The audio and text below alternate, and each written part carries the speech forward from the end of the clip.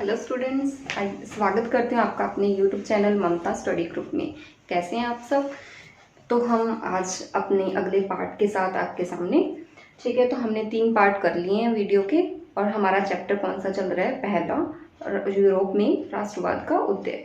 धीरे धीरे करके हम सारे चैप्टर को कंप्लीट करेंगे, और जिसको अभी तक भी कुछ समझ नहीं आ रहा तो वो कमेंट करना ना भूले, ताकि मैं अपना थोड़ा सा चेंज करूं और आपको अच्छे से और समझाने की कोशिश करूं। ठीक है, अपनी तरफ से तो मैं बेस्ट करने की कोशिश कर रही हूँ। अगर अभी भी आपको कोई थोड़ी सी भी कहीं भी दिक्कत है तो आप मेरे को बता सकते हैं, और ज़्यादा से ज़्यादा शेयर करें ताकि ऐसे बच्चों के पास भी वीडियो पहुंच सके जो अभी तक अपनी स्टडी शुरू नहीं कर पा रहे हैं किसी भी कारण से, ताकि उनको अच्छा कंटेंट मिले और अपना अच्छे से पढ़ाई कर सकें। क्योंकि 10th क्लास है तो अभी तक हमें ये नहीं पता कि कब तक स्कूल हमारे खुलेंगे, तो वो घर पे बैठ के, सेफ बैठ के, सुरक्षित बैठ के अपनी पढ़ाई को जारी कर सकें।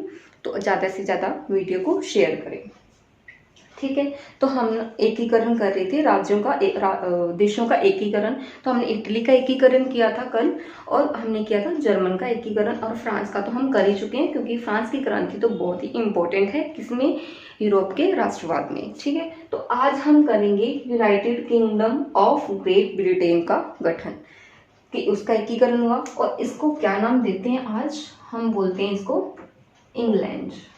सब बच्चों को तो पता ही होगा इंग्लैंड का, ठीक है। इंग्लैंड का नाम कौन नहीं जानता।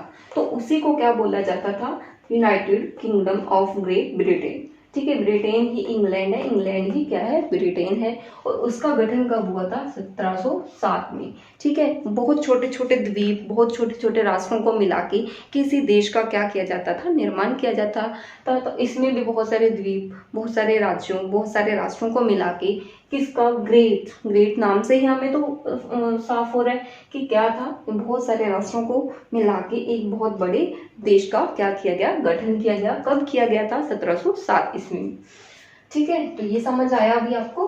तो हम आगे बात करेंगे आज नारीवाद, ठीक है। नारीवाद हमने पहले भी डिस्कस कर लिया, पर उसमें बहुत सारी स्त्रियों ने भूमिका निभाई, तो हम आज उसी के बारे में क्या करेंगे, डिस्कस करेंगे।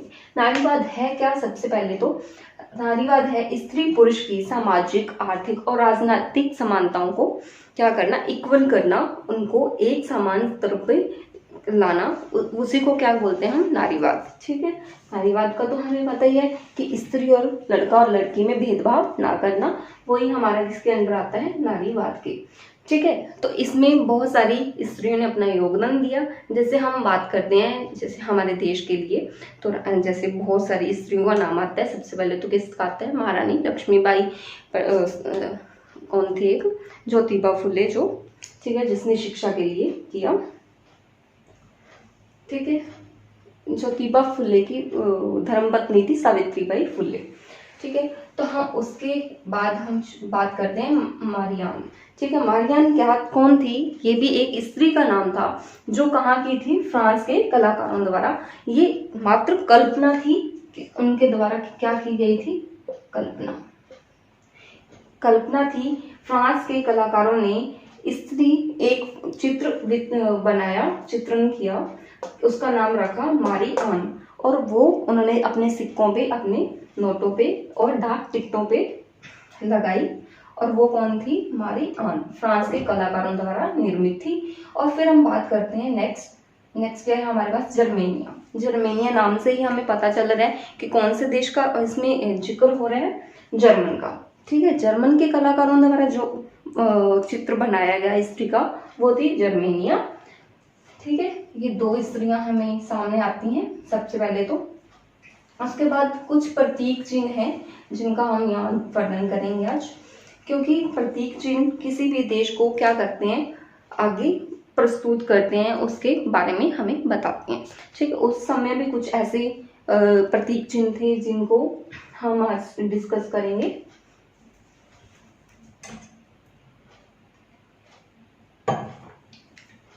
ठीक है, कुछ प्रतीक चिन्ह हैं, जैसे हम बात करते हैं टूटी हुई बेड़ियां। टूटी हुई बेड़ियों से स्पष्ट हो रहा है कि क्या है, बेड़ियां किसी की टूटना मतलब आजादी मिलना, आजादी मिलने से संबंधित कौन सा शब्द है, टूटी हुई बेड़ियां। फिर हम बात करते हैं बलूत पत्तियों का मुकुट, ठीक है। बलूत क्या, एक पेड़ है, बलूत क्या है, एक पेड़ है, उसकी पत्तियों से बना मुकुट, ठीक है, वो किसका प्रतीक है? बहादुरी का। बहादुर तो आजकल सब लोग हैं, पर अभी नहीं बनना हमें बहादुर घर से बाहर निकल के, ठीक है, घर पे रह के हमें बहादुर बनना है, ठीक है। उसके बाद हम बात करते हैं बलूत की पत्तियों का मुकुट, ये किस में आता है? बहादुरी का प्रतीक।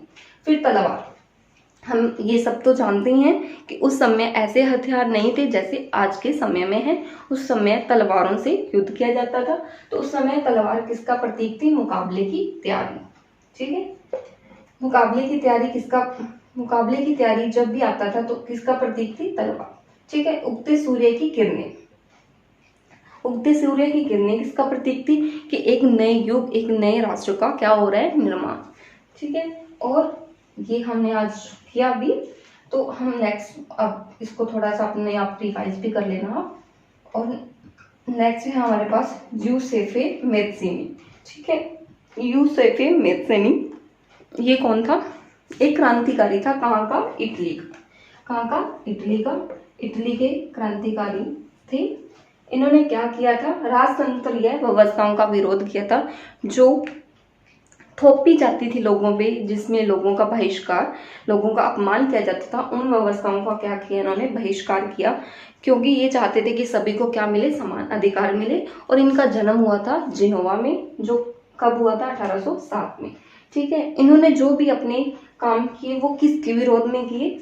हमने डिस्कस किया था वियना कांग्रेस, जिसका गठन हुआ था 1815 में, ठीक है। वियना कांग्रेस डिस्कस किया था जिसका गठन 1815 में हुआ था। उसके विरोध में, उसकी कमियों को सुधारने के लिए इसने विरोध किया था। किसने किया था? यूसेफे मैत्सिनी ने। ये कई बार क्वेश्चन आ जाता है कि ये कहाँ का था? इटली का क्रांतिकारी था। तो हम इसको याद रखेंगे कि कहाँ का क्रांतिकारी था? इटली का।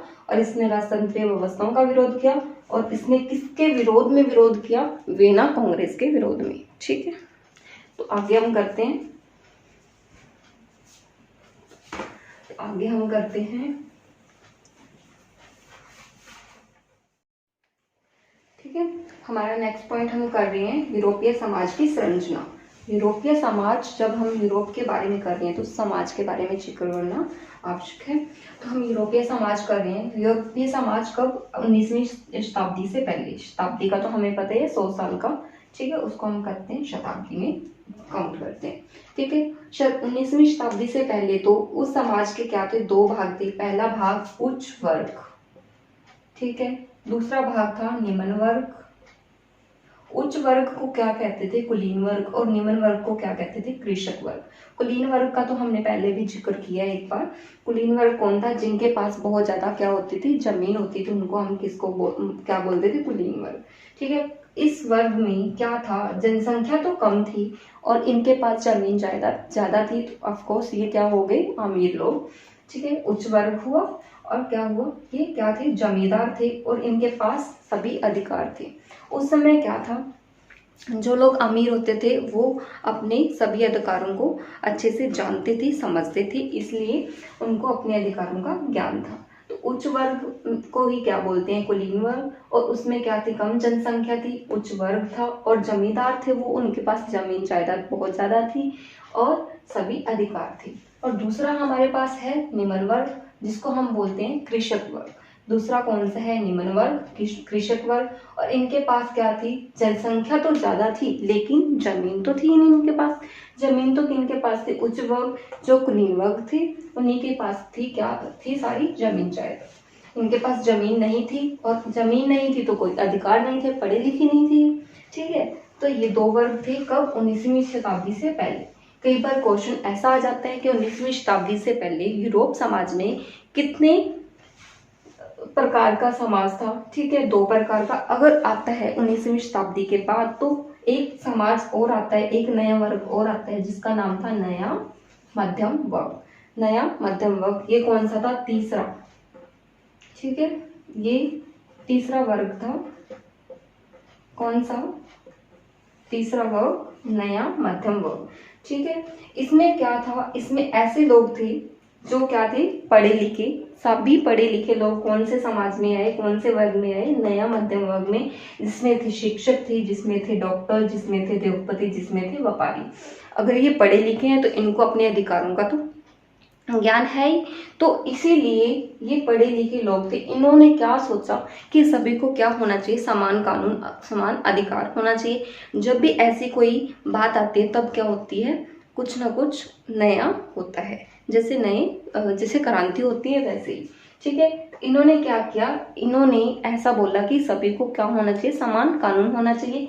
समान कानून का मतलब उदारवादी राष्ट्रवाद। उदारवादी राष्ट्रवाद में क्या होता है, कुछ पॉइंट्स हैं वो हम अभी डिस्कस करेंगे, ठीक है। तो पढ़े लिखे थे इसलिए इन्होंने बोला कि सभी को समान कानून होने चाहिए। समान कानून का मतलब हमारे राष्ट्र को क्या होना चाहिए, उदारवादी राष्ट्रवाद। उदारवादी राष्ट्रवाद की कुछ बातें हैं, जैसे व्यक्तिगत स्वतंत्रता, जैसे अभी हमारे देश में है सभी को, ठीक है, उसी प्रकार व्यक्तिगत स्वतंत्रता होनी चाहिए। सभी के पास शिक्षा का अधिकार, सभी के पास स्वतंत्रता का अधिकार, समानता का अधिकार, संपत्ति का अधिकार, ये सब चीजें होनी चाहिए। किसमें, व्यक्तिगत स्वतंत्रता होनी चाहिए, यानी कि उदारवादी राष्ट्रवाद होना चाहिए, ठीक है। दूसरा है कानून के समक्ष सभी समान, जैसे कानून का अधिकार, कि कोई भी व्यक्ति जाके अपने लिए क्या मांग सके, न्याय मांग सके। सभी को क्या होना चाहिए, कानून का अधिकार होना चाहिए, ठीक है। सरकार का पक्षधर। सरकार का पक्षधर का मतलब ये नहीं है कि जो हमें कुछ बोलेगा वही हम करेंगे, नहीं, ऐसा नहीं होना चाहिए। हमें अपने अधिकारों के प्रति जागरूकता होनी चाहिए। और सबसे लास्ट पॉइंट है बाजार की स्वतंत्रता। बाजार की स्वतंत्रता का नाम क्यों लिया गया, क्योंकि उस समय ऐसा नहीं था कि सभी लोग अपना सामान बना के बेच सकें, सामान ले सकें, ऐसा नहीं था। कुछ क्षेत्रों में ऐसा था कि कुछ लोग ही वो काम कर सकते थे, लेकिन इन्होंने मांग की कि बाजार की स्वतंत्रता होनी चाहिए, किसी पे कोई टैक्स नहीं होना चाहिए। जो भी अपना सामान बनाना चाहता है बना के बेच सकता है, अपना लाभ कमा सकता है, ठीक है। इन्होंने उदारवादी राष्ट्रवाद की मांग की नया मध्यम वर्ग में, ठीक है। उसमें थे शिक्षक, डॉक्टर, उद्योगपति, व्यापारी, ये सब लोग आते थे जिन्होंने उदारवादी राष्ट्रवाद की मांग की, ठीक।